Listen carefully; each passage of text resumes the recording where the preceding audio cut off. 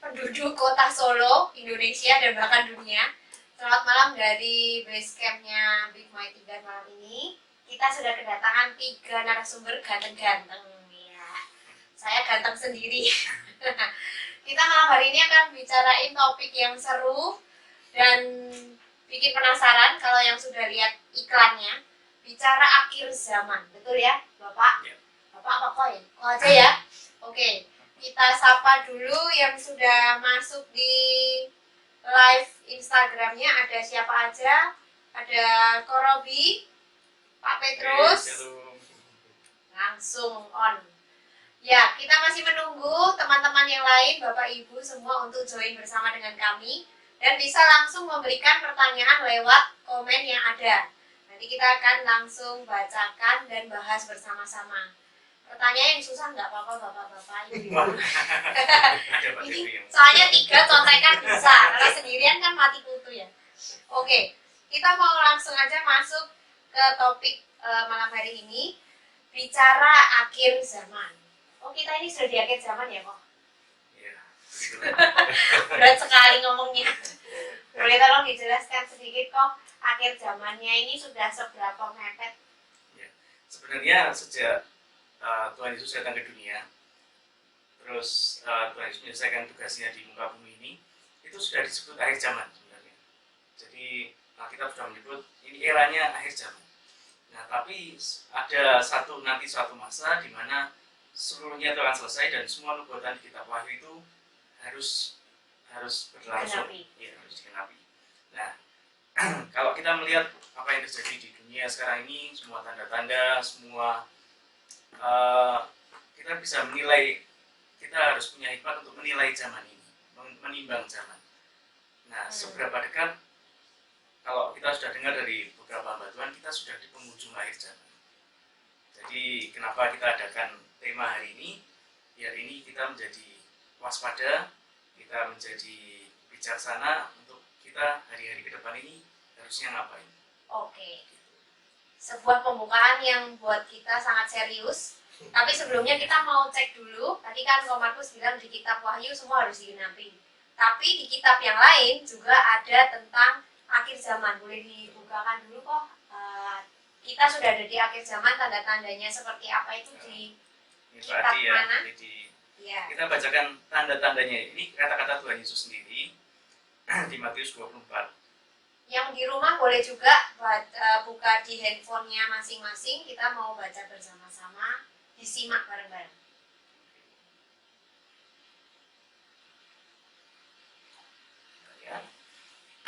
Nah, mulai ayat ke-3. Ketika Yesus duduk di atas Bukit Zaitun, datanglah murid-muridnya kepadanya untuk bercakap-cakap sendirian dengan dia. Kata mereka, katakanlah pada kami, bila manakah itu akan terjadi, dan apakah tanda kedatanganmu dan tanda kesudahan dunia. Ini mengacu pada tanda kedatangan Tuhan yang kedua kali ya. Terus ayat yang keempat, jawab Yesus kepada mereka, waspadalah supaya jangan ada orang yang menyesatkan kamu.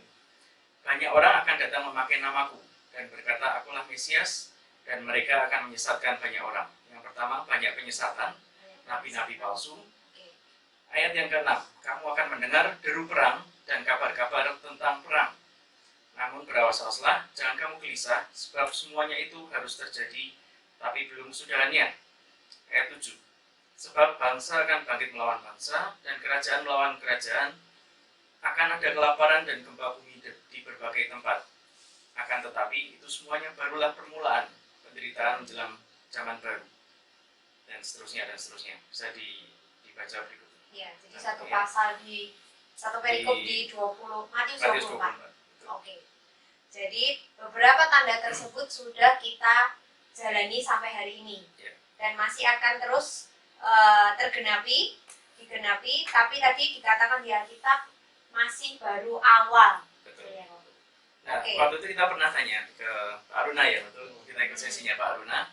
Nah, kalau bicara tentang mungkin penganiayaan, mungkin kan selama kita ada di dunia ini kan kita dengar orang Kristen dianiaya di berbagai tempat. Ya, itu sudah dari kapan? Betul, misalnya di Cina, mungkin ada di India dan lain-lain. Tapi itu kan lokal ya, jadi cuman oh di satu tempat kita dengar berita, Iya. tapi kita sendiri di Indonesia masih nyaman, Tenang. bisa berbicara dengan nyaman, bisa beribadah dengan nyaman. Nah, kalau itu sudah meluas secara global, nah itulah yang akan disebut menggenapi Matius 24 ini. Tapi kalau hanya per wilayah-wilayah, ya itu memang itu terjadi dan terus akan terjadi. Tapi kalau sudah berbicara global, nah kita bicara itu beneran adalah akhir zaman yang sesungguhnya. Oke.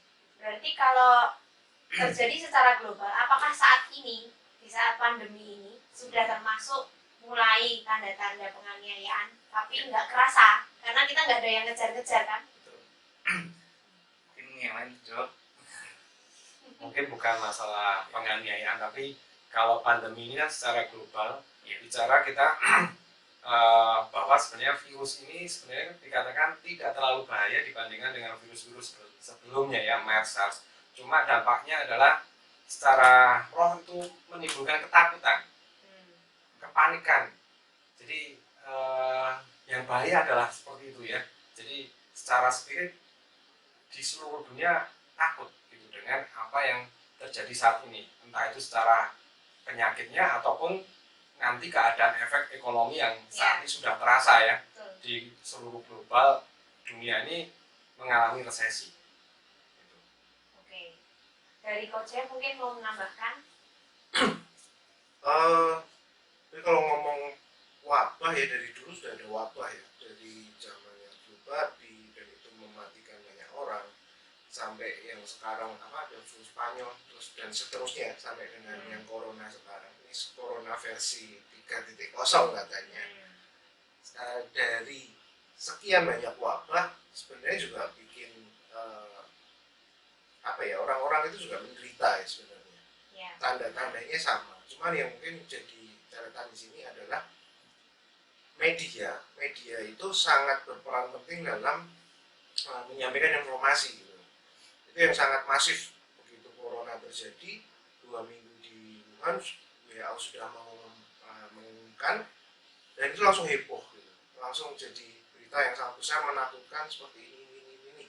Kemudian itu yang jadi orang mungkin itu yang dibilang takut ya, orang jadi semakin takut, sedikit-sedikit share di WA, Ya. ada yang meninggal di sana, ada yang meninggal di sini, ciri-cirinya baru segala macam, itu bikin orang tambah panik gitu. Mungkin bisa jadi ini adalah salah satu goncangan, mungkin bisa jadi satu masuk dalam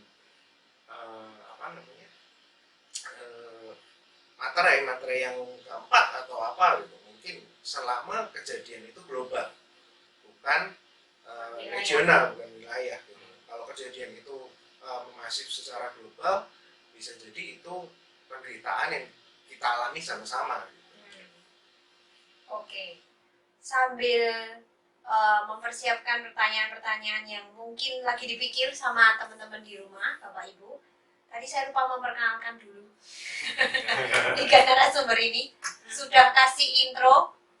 Boleh memperkenalkan diri dulu dari ujung sebelah sana, nama dan pekerjaannya apa gitu kok.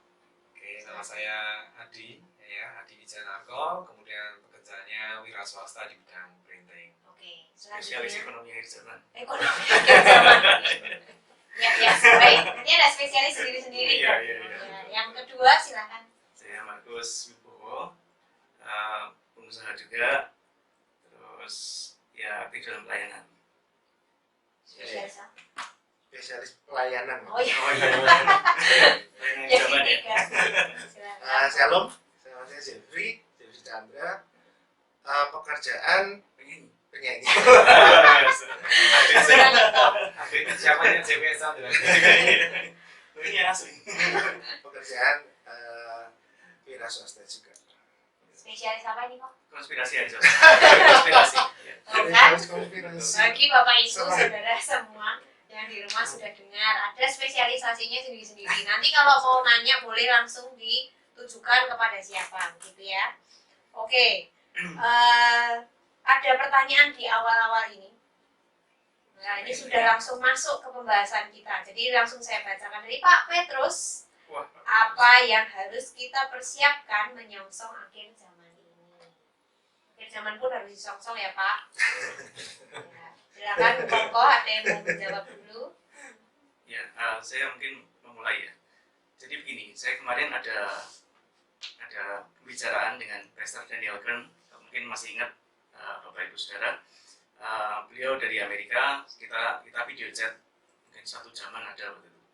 Nah, kita sampai kepada pembahasan akhir zaman juga, yang beliau juga dia memandang itu begini, orang Kristen yang ada sekarang ini di zaman kita ini, mungkin 10 tahun, 20 tahun ke belakang ini, kan kebanyakan yang dari karismatik banyak dengarnya berita tentang prosperity gospel, tentang kelimpahan, terus tentang juga easy grace, hyper grace, dan kok semakin akhirnya semakin menurun gitu kualitasnya dibandingkan orang Kristen zaman lalu. Dan ketika kita sampai pada akhir zaman, kalau begini caranya, kalau mereka tidak disiapkan, apakah mereka siap menghadapi apa yang di depan sana? Mungkin keadaan mungkin semakin tidak membaik, terus juga banyak tantangan, banyak aniaya, banyak hal lah di depan sana. Apakah orang Kristen akan siap kalau hanya selama ini dibekali dengan itu aja?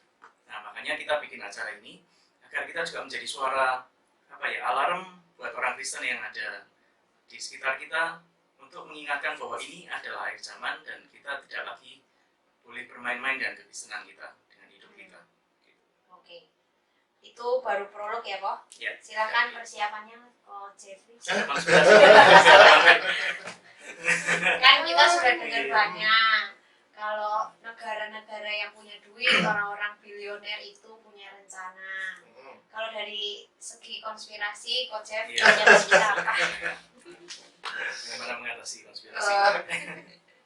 Berita konspirasi itu kan berita yang sudah lama ya, sudah lama sekali. Mungkin di zaman internet ini lebih gampang untuk kita cari tahu gitu. Ada kelompok yang namanya globalis gitu ya, ada namanya Rothschild Group, ada Freemason, Illuminati, itu kan bagian dalam New World Order gitu. Yang tujuannya adalah menyatukan pemerintahan, menyatukan satu agama, semuanya dijadikan satu. Dan sebenarnya itu juga ada di Alkitab gitu, menceritakan bahwa semuanya akan diperintah oleh satu orang gitu. Semuanya akan digabung jadi satu. Di mana Ibu? Di Alkitab. Di zaman Babel itu awal atau di Wahyu? Di Wahyu ada. Jadi akan ada orang yang akan istilahnya memimpin jadi satu negara-negara itu, memang tujuannya adalah kekuasaan gitu kan. Balik itu adalah kekuasaan. Yang perlu sebenarnya gini, yang perlu kita siapkan di akhir zaman ini sebenarnya bukan mempelajari konspirasinya, bukan mengetahui istilahnya seluk beluknya itu. Saya pikir itu sebagai pengetahuan tambahan, tapi yang terpenting adalah menyiapkan hati kita masing-masing. Seharusnya menurut saya akhir zaman itu sebagai suatu kesukaan, sukacita buat kita, karena bentar lagi kita pulang gitu. Harusnya pola pikir kita kan bukan takut gitu loh. Ketika ada berita, kita udah di akhir-akhir zaman gitu, seharusnya kita excited gitu, harusnya seneng karena kita udah hampir selesai gitu. Tapi yang jadi masalah ada beberapa orang itu seperti memframing gitu. Wah nanti akan ada membelokkan. Wah nanti akan ada kejadian ini, akan ada wabah, akan ada perang, ada apa. Jadi kita lupa bahwa sebenarnya kita ini menyambut kedatangan Tuhan gitu. Yang penting kan itunya, kedatangan Tuhannya, bukan masalah wabahnya, bukan masalah perangnya. Nah, itu yang membuat orang takut, akhirnya lupa untuk menyiapkan diri kita akan kedatangan Tuhan. Oke, berarti pertama persiapannya harus pindah fokus dulu. Iya. Dari kondisi yang ada, berita yang di luar sana yang kita baca setiap hari, kepada fokus kepada Tuhan Yesus yang akan datang. Ya, oke. Mungkin ada tambah lagi, Ko Adi? Kalau dibilang kita bagaimana menyongsong ya, ini banyak aspek ya. bisa secara jasmani, bisa secara rohani, tapi terlebih penting pastinya tentunya di secara rohani ya. Secara jasmani bahwa memang keadaan tidak akan semakin baik ya.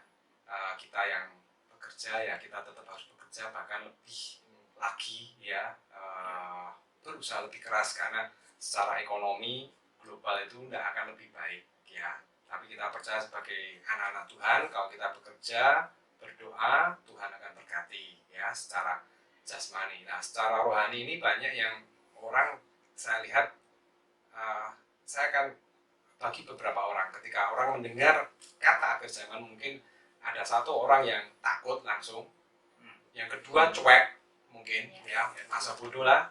Yang ketiga yang tadi Pak Jeffrey ngomongkan excited, senang karena kita akan ada pertemuan di udara ya.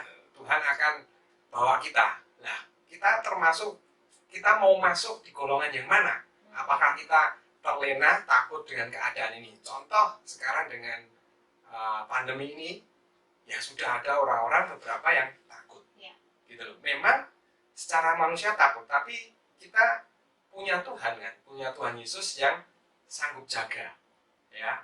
Ya kita tentunya tetap berhikmat semuanya ya. Itu satu. Kemudian bagaimana kalau misalkan ya takut ya, kemudian ya yang saya rasa banyak orang takut gitu loh. Kemudian pesimis ya, ini dunia seperti ini, bahkan kita dengar ada yang maaf ya bunuh diri ya, seperti itu karena tidak kuat dengan tekanan-tekanan yang banyak hal. Nah kembali lagi ya, kembali kita perkuat iman kita ya, berdoa, bersekutu ya. Mungkin saat ini kita nggak bisa selama berapa bulan ini nggak bisa ibadah secara offline, tapi kita bisa secara online ini untuk membuktikan bagaimana kita haus lapar akan Tuhan, tetap online ataupun mengikuti acara-acara seperti ini, membangun iman, berdoa secara pribadi, itu yang paling penting menurut saya ya. Kalau dari Ko Markus mungkin ada persiapan khusus bedanya antara hari biasa dengan sebentar lagi kita mau menyongsong kedatangan Tuhan. Kalau saya kemarin dibukakan, sebenarnya dari firman yang 2 minggu lalu saya bagikan, itu yang dari Ibrani 12.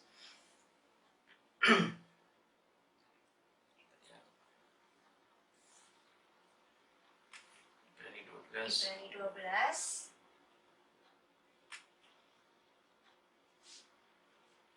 ayat 27. Ibrani 12 ayat 27. Sorry, 26. Mulai dari 26 ya. Ibrani 12 ayat 26. Waktu itu suaranya mengguncangkan bumi. Tetapi sekarang ia memberikan janji, satu kali lagi aku akan mengguncangkan bukan hanya bumi saja, melainkan langit juga.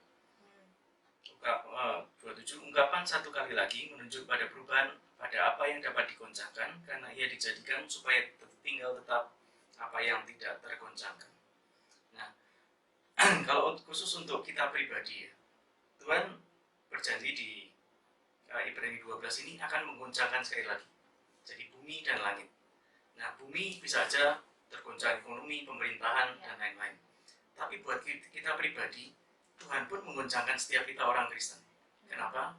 Untuk yang disebut penabian. Nah, sadari atau tidak, hari-hari ini orang digoncangkan itu saat apa?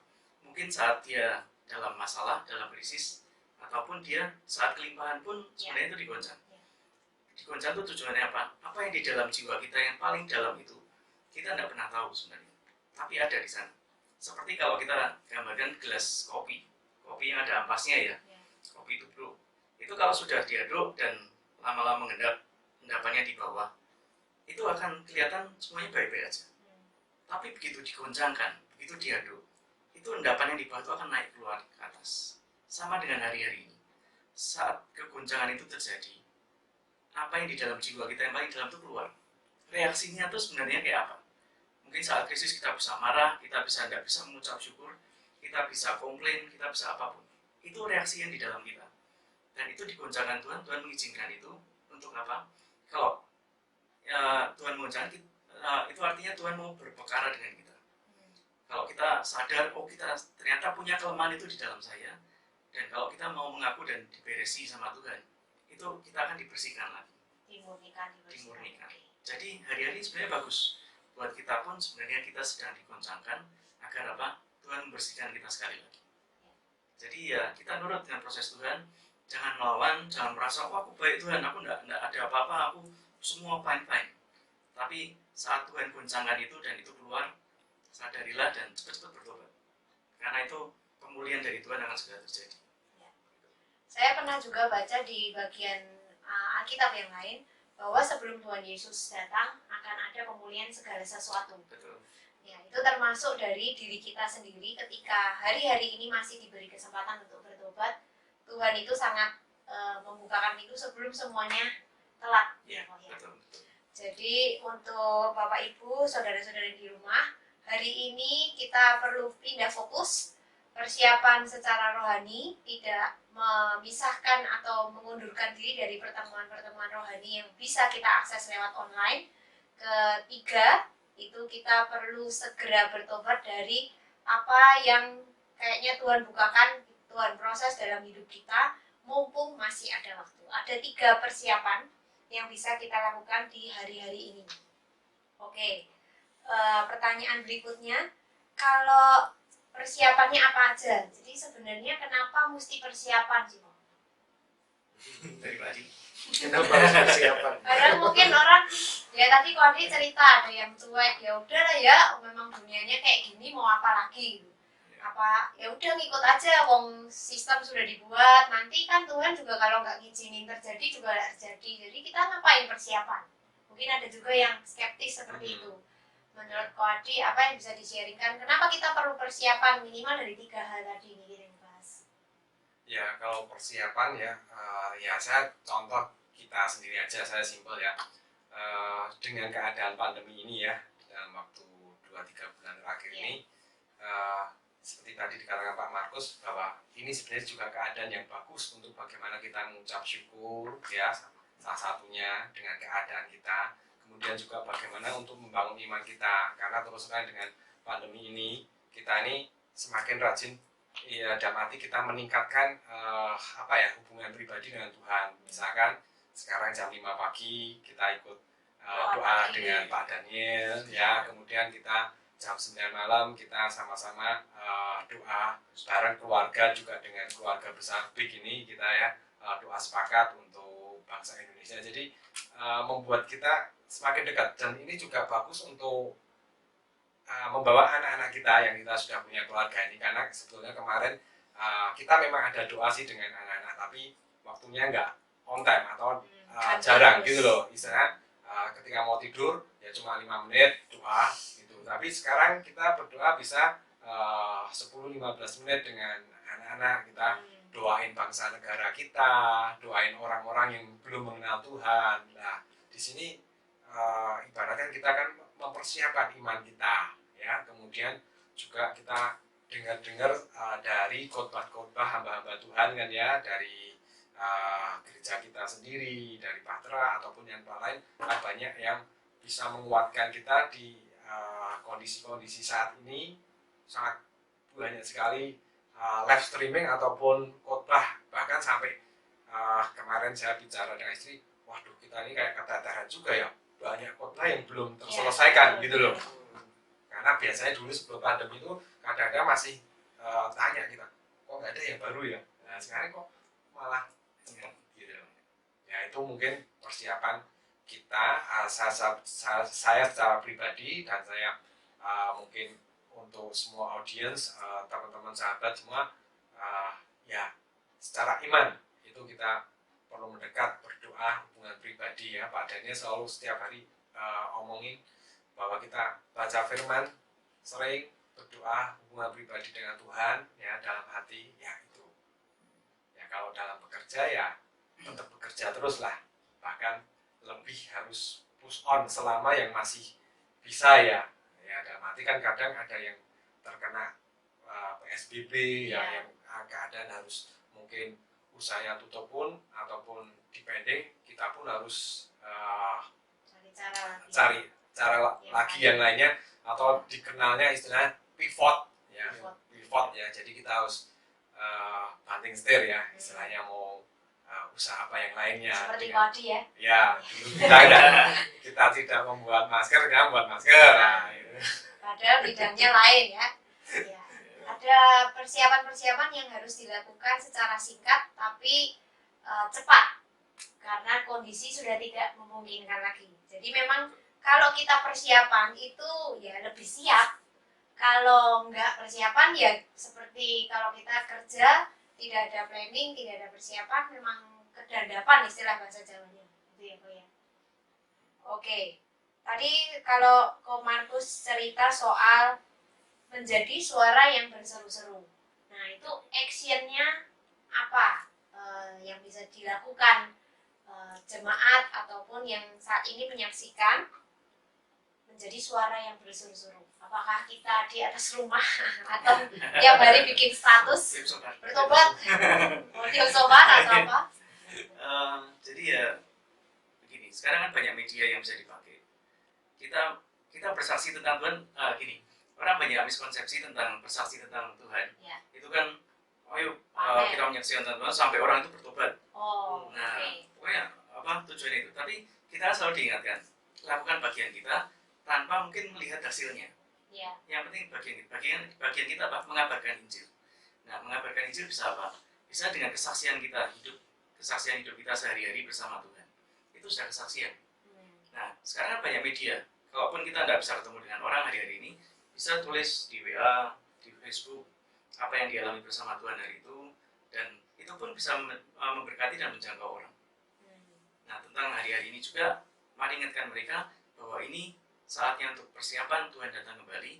Jangan lagi main-main dengan hidup kita, karena Tuhan akan segera datang. Oke, menjadi suara yang berseru-seru seperti itu ya. Kalau dari Ko Jeff, apakah ada Mau nambahin sedikit nih Silakan. Romanus. Jadi gini, buat jemaat yang lain, teman-teman yang lain, kalau pingin bersaksi nih masukin ke Instagram, nanti filenya saudara bisa bikin 1 menit, 2 menit kesaksian apapun. Mau Video nyanyi bentuknya video, mau nyanyi juga boleh, mau tapi jangan TikTok ya. Kita mau memberkati, jadi boleh dengan kesaksian, boleh dengan nyanyian. Saudara kirim filenya, file videonya 1 menit aja, boleh lebih sih nggak masalah. Nanti kita masukkan ke Instagram atau nanti kita publish ke YouTube juga, dan itu nanti kita share. Jadi itu bisa jadi berkat juga. Itu juga salah satu bentuk mengakomodasi dari Ya. gereja? istilahnya bersaksi, bisa menguatkan. Jadi yang penting ini, jangan kalau kita cuma dengar berita-berita yang negatif, corona terus grup WA itu beberapa minggu yang lalu awal-awal itu sangat Sangat bad menyenangkan. influence, iya, buat saya sangat negatif gitu. Jadi kita mau share yang positif-positif aja, kita saling menguatkan, persiapan kita semakin lebih baik gitu, makin dekat sama Tuhan. Oke, Itu tambahannya. nanti kita akan tulis di grup WA juga, di Instagram juga, kalau akan ada ini istilahnya bahasa sekarang challenge. Challenge. Bapak Ros masih mau menambahkan? Nah, Oke. Ya, challenge untuk yang menonton ini banyak sekali. Kita sapa dulu. Aduh, tertutup. Ada tadi sempat lihat Devina, ada Pak Awang juga. Wow. Apa kabar Pak Awang? Ya, Sehat-sehat? Ya, salam untuk Bu Elisa juga.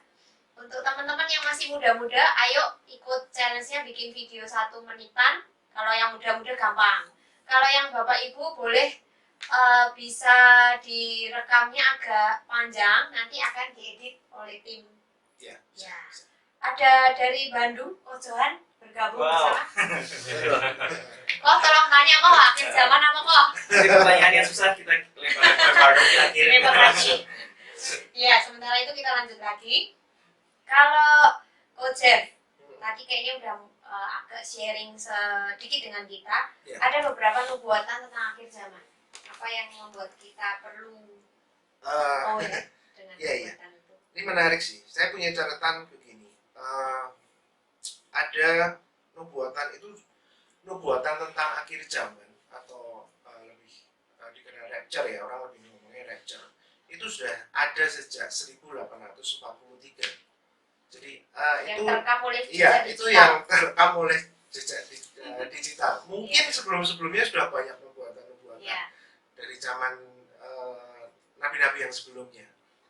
Nah, yang menarik adalah nubuatan pertama di tahun 1843 itu oleh William Miller dari Adventist. Terus William Miller ini mengatakan bahwa di tahun 1843 itu akan ada rapture, gitu. Tapi tidak terjadi. Ya. Kemudian direvisi, katanya mundur nih ke 1844. Orang yang sama. Orang yang sama. Kemudian tidak kejadian. Akhirnya William Miller ini sudah meninggal. Terus diteruskan oleh muridnya. Muridnya Joseph Franklin. Di tahun 1914 dia menubuatkan bahwa itu akhir zaman. Nah, terus sampai nanti di tahun 1972 itu ada David Brandberg. Ini pendiri dari Children of God. Dia menubuatkan 1972. Terus ada lagi Jong Cho. Jong Cho ini menubuatkan 28 Oktober 92. Ada lagi pendeta Peter Condro tahun 98. Kalau yang sudah lahir dan sudah remaja mungkin di waktu itu, tahun 98 itu sangat heboh dengan berita akhir zaman juga. Pas bertepatan dengan kerusuhan ya waktu itu di Indonesia, kerusuhan. Jadi itu kesannya mencekam. Tahun 2000 ada Pastor Maurice Ruro yang waktu itu juga menubuatkan tentang akhir zaman. Jadi kalau pernah lihat filmnya 2012. Bukan, itu berhubungan dengan ini, berhubungan dengan Y2K, Millennium. Jadi semuanya akan kacau, komputerisasi segala macam. Akhirnya bernubuat bahwa tahun 2000 itu akan ada riset lah istilahnya itu. Tahun 2007 ada pendeta mengapin sebuah. 2007 juga di tahun yang sama ada Mr. Cho Thomas Cho, penulis buku Heaven So Real. Dan tidak terjadi juga di tahun 2017. Dan di tahun 2012 ada Michael Drosnin, penulis Bible Code. Dia menubuatkan bahwa 2012 itu kiamat. Sampai ada filmnya yang 12 ya, itu juga heboh. Tapi ada yang nikah juga di 12. Terus terakhir sih ada Eva Eden yang tercatat di tahun 2012 juga. Jadi begini, yang menarik adalah setiap tahun dari nubuatan-nubuatan tiap tahun yang tadi saya sebutkan, ada peristiwa yang menyertai dari setiap nubuatan itu. Peristiwa yang mungkin dianggap cukup besar. Sempat saya dengar di tahun 2008 ketika ada JP Morgan ya, kasus krisis dunia gitu. Mortgage itu banyak nubuatan juga bahwa itu udah akhir zaman. Jadi selalu ada peristiwa besar yang mengikuti nubuatan-nubuatan itu. Termasuk di corona ini. Ada nubuatan-nubuatan yang mengatakan bahwa sebentar lagi. Yang penting begini buat saya ya, secara pribadi begini. Kita nubuatan itu harus diuji. Bukan kita langsung terima mentah-mentah. Tapi kita yang penting adalah menguji. Itu kata di Alkitab juga bahwa nubuatan itu harus diuji. Gimana cara mengujinya? Kan itu pertanyaannya. Bagaimana cara mengujinya? Mengujinya pertama, apakah nubuatan itu sesuai dengan Alkitab? Gitu. Menurut saya kalau sampai menyebutkan tahun, rasanya sangat sulit ya. Apalagi menyebutkan tanggal gitu, menyebutkan bulan, tanggal, jam, karena di Alkitab kayak bertentangan gitu dengan Alkitab. Ada baiknya nggak nubuatannya? Ada baiknya juga. Paling nggak kita harusnya lebih dekat sama Tuhan. Nah, tadi framing fokusnya adalah bukan masalah akhir zamannya.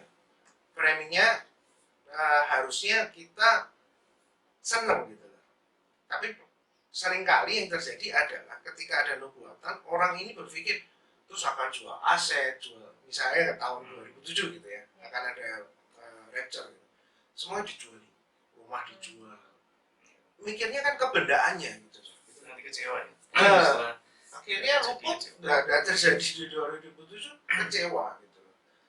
Nah ini yang bikin kita harusnya setelah berkali-kali mendengar berita seperti ini, ada baiknya kita jauh lebih berhikmat, jauh lebih bijaksana dalam mendengar tiap hari nubuatan. Bersiap-siap secara rohani jauh lebih baik daripada bersiap-siap secara jasmani. Itu menurut saya. Tambahan lu. saya sendiri baca biografinya dari Thomas Joy yang tadi dibacakan. Dia yakin dia adalah penginjil dari Amerika datang ke Cina, dan dia salah satu pionir penginjilan di Cina yaitu Thomas Joy. Dia merasa dapat pernyataan Tuhan bahwa 2017 semua selesai, Tuhan datang kembali. Tapi itu tidak terjadi, dan dia sebenarnya sempat imannya goyah. Dia marah sama Tuhan. Loh Tuhan, aku dapat yakin pasti Engkau datang, kok tidak jadi. Nah itu kedaulatan Tuhan, apakah itu diundur apa gimana, itu kedaulatan Tuhan. Tapi itu sempat menggoyahkan imannya beliau. Nah, saya pribadi ya, saya waktu itu bertobat tahun 90-an. Saya bertobat karena apa? Nonton film akhir zaman. Waktu itu lagi rame-ramenya juga film akhir zaman, terus di gereja kami waktu itu di Magelang diputarkan film akhir zaman. Nah waktu itu antara takut, antara kan ya biasa ya, waktu saya masih SMP. Terus saya bertobat, mulai sungguh-sungguh sama Tuhan, karena wah sebentar lagi Tuhan datang, sebentar lagi Tuhan datang. Tapi 30 tahun berlalu, Tuhan belum datang. Tapi saya yakin suatu saat Tuhan akan datang. Nah, tapi apa yang terjadi dalam 30 tahun itu, saya dapat kesempatan melayani Tuhan. Saya dapat kesempatan kenal Tuhan lebih lagi, masuk rencana Tuhan, dan mengalami Tuhan dari dalam hari-hari saya selama 30 tahun itu. Kalau hari itu mungkin setelah saya nonton film bertobat, besok Tuhan datang, saya tidak dapat apa-apa dalam kerajaan surga, saya mungkin nggak ngempel. Nah, ya, karena saya belum melakukan apa-apa buat Tuhan. Tapi Tuhan baik. Jadi 30 tahun berlalu, saya bisa kenal Tuhan, saya bisa melayani Tuhan. Itu suatu anugerah. Jadi Tuhan datang kapanpun, sikap hati kita gimana. Nah, seperti tadi Kodi bilang, mungkin kan ada orang bilang, ada yang reaksinya takut, ada yang reaksinya cuek, ada yang apatis. Itu juga mempengaruhi apakah dari persepsi orang Tuhan datang itu cepat, lambat, atau tidak tahu. Itu mempengaruhi. Kalau orang yang bilang, oh Tuhan datang lama, itu orang yang pasti menanti-nantikan Tuhan. Oh ya, kok Tuhan tidak datang? Tuhan kapan datang? Karena merindukan Tuhan, menanti-nantikan. Kalau orang yang bilang, wah kok Tuhan cepat ya? Kok dibilang mungkin 3 tahun, 5 tahun, kok cepat banget, aku belum apa-apa. Itu orang yang nggak siap sebenarnya. Nah kalau yang orang yang acuh, cuek, Tuhan datang tiba-tiba, dia nggak tahu kemana. Itu yang dibilang Tuhan datang seperti pencuri, ya orang yang cuek, yang bagi orang yang cuek dan apatis. Silakan Pak. Ya, saya mau nambahin kalau tadi Pak Jeffrey bilang sudah menyebutkan beberapa jejak rekam tentang ada hamba-hamba Tuhan yang bernubuat kedatangan Tuhan. Sebenarnya 2000 tahun yang lalu sendiri Yohanes Pembaptis di Patmos sendiri sudah mendapatkan penglihatan bahwa sudah akhir zaman sebenarnya saat itu. Ya, sebenarnya dikatakan sudah akhir zaman. Kalau sekarang ini berarti adalah akhir dari akhir zaman. Ya, kembali lagi kenapa kita tidak mau menghakimi bagaimana seseorang hamba Tuhan hubungannya dengan Tuhan. Mereka mendapatkan pewahyuan revelation tentang kedatangan Tuhan kapan. Tapi kalau merujuk dengan tadi ya dilanjutkan Matius 24 tadi yang Pak Markus bilang satu pasal di ayat 36 ayat yang terakhir Matius 24 ayat 36 saya akan bacakan. Tetapi tentang hari dan saat itu tidak seorang pun yang tahu, malaikat-malaikat di surga tidak, dan anak pun tidak, hanya Bapa di surga. Ya, kondisinya bahwa kedaulatan Bapa di surga sendirian. Kapan anak ini Tuhan Yesus akan menjemput kita sebagai mempelai? Jadi kita nggak bisa, misalkan hamba Tuhan ngomong ini kita harus percayai, tapi kita harus, firman Tuhan mengatakan ya, kita harus mengenal tanda-tanda akhir zaman ya. Firman Tuhan katakan kalau kita mau hujan ya, kita harus tahu bahwa itu awan gelap ya kan? Jadi kalau sekarang keadaan kondisinya waktu semakin jalan terus ya, tentunya kalau waktu semakin jalan kan pasti semakin mendekati ya kan, dengan keadaan yang banyak hal ya, pewahyuan dari hamba-hamba Tuhan kan beda-beda, tapi kalau itu juga saling melengkapi tentang virus corona ini, kemudian hal yang lain, ya memang pasti mendekati kedatangan Tuhan. Cuma kapannya ini yang mungkin membuat orang penasaran, ya, tapi jangan sampai kita fokusnya kapannya, tahun berapa, bulan apa, jangan sampai seperti itu, tapi kita bersiap bahwa seolah-olah besok atau nanti Tuhan datang, kita siap enggak gitu loh. Kita harus siap kalau kita Tuhan menjemput, ya, firman Tuhan katakan satu di tempat tidur, satunya diangkat, satu enggak, ya, satu di kilangan, satu diangkat, satu enggak. Nah itu istilahnya tanpa terduga-duga. Yang penting bagaimana kita bersikap sebagai perumpamaan di Alkitab 5 gadis bijak, ya. Kita menyiapkan pelita kita, minyaknya, ya, cadangannya mungkin bergalon-galon. Ketika Tuhan datang tidak kehabisan. Ya itu dari saya, jangan memusingkan tahun, bulan, tanggal. Itu kedaulatan Bapa di surga gitu loh. Yang penting siapkan iman kita. Kalau nanti. Nah, kalau nanti ya puji Tuhan. Besok ya puji Tuhan, kita nggak tahu tahun depan ya puji Tuhan. Siapkan aja. Ya. Terima kasih. Ini berlanjut tidak putus karena topik kita seru sekali. Ada Cik Silvi yang kasih jempol. Wah, itu buat suami aja. Iya kayaknya.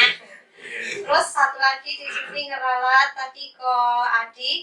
Ralat kok yang di Patmos bukan Yohanes Pembaptis tapi Yohanes. Oh iya, Tuhan Yohanes, Yesus. ya. Orang yang berbeda. Terima kasih. Berarti menyimak dengan sungguh-sungguh. Ya, Wah, tidak oke. sambil masak nih berarti. Enggak sambil milih selada. Ya, ada beberapa lagi yang join tapi ini namanya nggak terlalu kelihatan. Pertanyaan belum ada lagi. Nah, sekarang pre-trip atau post-trip? Pre-trip, mid-trip, Nah. atau post-trip? Silakan Pak Cepi dengan dari konsultasi. Waduh. Kita di mana nih kok? Sudut pandangnya macam-macam ya. Ada yang di pos, ada yang di mid, ada yang pre. Gitu. Tapi buat saya intinya sih nggak penting di mana ya. Yang penting tadi lah kita pembahasan tadi adalah kita lebih baik bersiap. Toh kita juga sebenarnya nggak tahu apakah di pos, di pre atau di mid. Gitu. Posisinya berbeda. Kalau mungkin kita tinggal di Cina dengan penganiayaan yang begitu mengerikan, Pengangkatannya loh. pengangkatannya. Pengangkatan. Jadi di pre, mid atau postnya. Tapi kan ada penganiayaan di tengah-tengah itu. Iya. Betul, betul.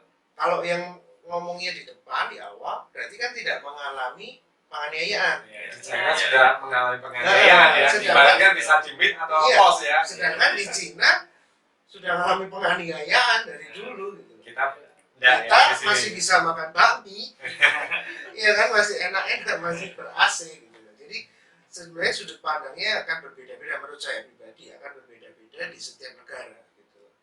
Apakah itu di pos, apakah di mid atau di terakhir gitu. Nah, menurut Kong Marcos dan Wadiknya, kalau saya sih sebenarnya balik lagi ke negara masing-masing ya, atau ke pribadi masing-masing. Apakah dia sedang mengalami penganiayaan gitu kan, ada juga nih. Dia di penjara lagi apa kan ada nih. Ya sebenarnya kita menghargai semua penafsiran dari hamba Tuhan yang ada. Jadi ada yang bilang pre, yakin dengan pre, ada yang bilang mid, ada yang bilang post. Kita ya menghargai semuanya. Tapi gini, saya kira kita pun belum tahu pasti. Dan saya pun juga dalam doa tuh pernah Tuhan kok enggak, Tuhan kasih dengan gamblang. Kapan Tuhan? Pre atau mid atau post? Karena apa? Agar kita tuh bersiap. Jadi kalau memang post katakan kita harus mengalami 7 tahun masanya yang global yang benar-benar berat, ya kita disiapkan dari sekarang mentalnya atau apapun kita siap. Kalau mid ya puji Tuhan setengah awal 3,5 tahun. Kalau pre puji Tuhan lagi. Nah, tapi kita siap. Nah, tapi di Alkitab pun banyak penafsiran dan kita sampai sekarang kan belum jelas yang mana Tuhan. Tapi ya saya kira kemarin juga dapat dari khotbahnya Kofis bilang ya kita harus berharap yang terbaik. Pray, puji Tuhan kita Iya. dapat 7 tahun di awal, kita nggak ngalami semua yang jelek. Tapi kalaupun Tuhan memutuskan meet, ya kita bersiap untuk yang terburuk. Gitu. Tak kira yang penting apa? Kita didapati setia dan benar sampai akhir. Nggak ada di antara kita yang gugur imannya, karena itu kan kedaulatan Tuhan. Tuhan mau datang di mana, kapan, kedaulatan Tuhan. Gitu. Oke. Silakan Brady. Sama ya sebenarnya dari Pak Jeffrey ataupun Pak Markus, kalau harapan pribadi ya pray ya. Iya. Kan enak kan ya, enak langsung rektor ya kan ya, ketemu di udara ya. Tapi ya sekali lagi setiap sinode gereja akan berbeda-beda menurut pengajarannya ataupun menurut pewahyuan masing-masing dari hamba-hamba Tuhan ya kan. Setiap hamba-hamba Tuhan mereka mengaku atau mendapat pewahyuan, kita sendiri tidak tahu, kita hormati mereka, kita tidak judge ya, mereka ada yang di pray, meet ataupun post ya, tetap kita siap sedia. Yang penting Tuhan beserta kita, Roh Kudus beserta kita kan ya, entah itu di pray kan Roh Kudus beserta kita, meet pun juga Tuhan beserta kita, Roh Kudus beserta kita, post pun juga Tuhan beserta kita. Ketika kita diangkat di awan-awan, nah baru kan setelah itu yang dikatakan Roh Kudus juga diangkat kan ya. Ya selama Tuhan sertai kita, Roh Kudus sertai kita, Tuhan yang berikan kekuatan, ya udah itu aja gitu loh. Kalau pray ya kita senang. Nah, kalau meet ya haleluya, puji Tuhan. Yang penting lancar dong. Ya, katanya bagus, senang atau nanti ya persiapan yang terburuk sekali. Tapi terburuk kan versi kacamata kita ya, Pak. Iya, iya. Tapi kalau dari Tuhan sendiri selalu punya kacamata dari Tuhan, sudut pandang yang berbeda bahwa yang terbaik untuk kita kan. Betul, betul. Nah itu. Kemarin saya dibukakan satu ayat lagi, satu pengertian dari Matius 24 ayat 13-14. Saya bacakan ya. Ayat 13, tetapi orang yang bertahan sampai pada kesudahannya akan selamat. Ayat yang 14, dan Injil Kerajaan ini akan diberitakan ke seluruh dunia menjadi kesaksian bagi semua bangsa. Sesudah itu barulah tiba kesudahannya. Nah, yang menarik di sini adalah ada kata yang sama. Di ayat yang 13 dan 14 apa? Kesudahannya. Jadi yang di ayat 13, orang yang bertahan sampai pada kesudahannya akan selamat. Jadi kalau kita sampai kesudahannya, selamat. Kesudahannya kapan? Kalau Injil Kerajaan diberitakan seluruh dunia menjadi kesaksian bagi semua bangsa. Ya. Sesudah itu baru tiba kesudahannya. Jadi ya, ini ada kesudahannya, ini ada kondisinya, ada prekondisinya. Kalau apa? Kalau Injil Kerajaan ini sudah diberitakan seluruh bangsa. Nah, kita yang memegang sebenarnya kuncinya, antara kita mempercepat atau memperlambat kedatangan Tuhan. Kalau kita mau mempercepat, ya beritakanlah Injil gitu. Dan sekarang pun saya kira dengan teknologi yang ada ya, kalau kita misalnya dengan pakai media sosial dan apa, kita bisa menjawab seluruh bangsa dimanapun yang ada akses internet. Jadi dimanapun nanti, apalagi ke depan akses internet semakin mudah, kita bisa dengan mudah menginjil, bisa dilihat mungkin orang Zimbabwe, mungkin Pak Jeffrey Khotbah, bisa dilihat orang di Nigeria sana, itu bisa mungkin gitu. Jadi tugas kita adalah apa? Menginjil. Jadi PR-nya banyak sekali, persiapan ternyata nggak cuma 3, tapi tadi itu sudah nambah berapa poin. Silahkan dipersiapkan masing-masing, dan khususnya meskipun kita sering dengar istilah dari Kong Yusa, ke surga nggak gandeng-gandengan, tapi tetap kita punya keluarga ya kok. Ya, itulah yang perlu orang di ujung dunia aja kita kabari no. Injil harus sampai ke ujung dunia, apalagi di keluarga kita sendiri. Jadi nggak boleh lupa dengan keluarga kita atau keluarga rohani kita. Oke, masih adakah lagi yang mau bertanya? Kalau tidak ada, kita akan sebentar lagi akhiri, dan silahkan Adi deh mengundang Bapak Ibu Saudara semua yang di rumah untuk ikut ibadah hari ini. Oke, itu bisa Sanusi. Bisa. Ya, Bapak Ibu Saudara-saudari, kita mengundang dari Gereja Big Mighty God untuk Bapak Ibu Saudara-saudari untuk mengikuti ibadah hari Minggu. Rencananya memang masih online, tapi ada wacana sudah offline gitu. Iya, harapannya begitu. Harapannya kita ya, masih menunggu keputusan ya. Nanti Minggu kalau kita online, kita saksikan di Facebook atau YouTube atau Instagram, IG ya. Jam 10 kita akan ibadah, nanti akan dilayani dengan pembicara Ibu Lisa Sanusi dari Jakarta. Jadi don't miss it ya, jangan lupa, semakin dekat, semakin maksudnya kejar Tuhan dengan kita, walaupun tidak bisa kumpul secara jasmani, tapi secara online persiapkan diri kita untuk ibadah dengan baik ya, jangan sambil rebahan. Gitu. Oke, Coach Jeff, buat generasi rebahan kok. Di zaman ini yang penting kita nggak usah lihat micin-micinnya ya, istilahnya cerita-ceritanya itu. Yang penting kita fokus aja ke Tuhan. Kapanpun Tuhan datang kita siap, itu yang lebih penting. Kita harus penuhi buli-buli kita, pelita kita untuk siap setiap saat. Gitu. Jadi ketika Tuhan datang setiap saat kita siap. Jadilah kita bagian dari 5 gadis yang bijak. Kita selalu bersiap-siap kapan saja Tuhan datang. Mau di pos, mau di meet, mau di kapanpun Tuhan datang. Yang penting kita selalu siap. Itu yang lebih penting. Jadi nggak usah dengerin luar-luar sana. Gimana caranya supaya kita selalu memenuhi minyak, yaitu salah satunya dengan mengikuti ibadah-ibadah. Kita menguatkan diri kita dengan baca firman, kita kuatkan diri kita dengan sharing sesama saudara seiman, itu jauh lebih baik daripada kita mendengarkan banyak berita-berita miring. Itu yang penting. Closing, silakan. Kalau kita doa aja ya. Doa. Kadang-kadang Oke. kita doa, yang dengan di rumah juga kita ikut doa ya, sama-sama. Bapak Surga, kami mengucap syukur Tuhan buat malam hari ini. Terima kasih buat kesempatan Tuhan kami bisa membahas tentang akhir zaman, tentang kedatangan-Mu yang kedua kali Tuhan Yesus. Itu menjadi kabar kesukaan bagi kami, dan sungguh hati kami menantikan Engkau Tuhan itu datang kedua kali. Dan kami yakin Tuhan menjadi hari yang berbahagia, blessed hope buat setiap kami orang Kristen, orang-orang yang percaya pada Tuhan. Dan kami berdoa Tuhan, biarlah Tuhan yang siapkan setiap kami, Tuhan yang bangunkan setiap kami, yang saat ini, yang selama ini tertidur Tuhan. Biar iman kami bangkit, biar kami Tuhan semakin lagi mengejar Engkau Tuhan. Bukannya kami hanya tidak mau ketinggalan, kami tidak mau tidak terangkat Tuhan, tapi kami mau mengingini Engkau lebih lagi Tuhan. Karena itu yang menjadi utama fokus dalam hidup kami ya Tuhan. Dan biarlah Tuhan dari semua jemaat PIK yang Tuhan percayakan dalam gereja-Mu ini, dan bagi semua yang mendengarkan acara kami malam hari ini Tuhan, biarlah Tuhan Tuhan mengerti hati kami, Tuhan mengenal kami Tuhan, dan Tuhan yang menjamin setiap kami agar kami sampai pada destiny kami, sampai Tuhan kepada garis akhir dengan kuat, dan kami bertemu muka dengan Kau Tuhan. Terima kasih Tuhan, dan kami berdoa Tuhan yang kuatkan setiap kami, Tuhan yang berikan tambah-tambahan iman Tuhan, agar sungguh-sungguh Tuhan hari-hari kami semakin melekat pada Engkau, semakin mengandalkan Tuhan.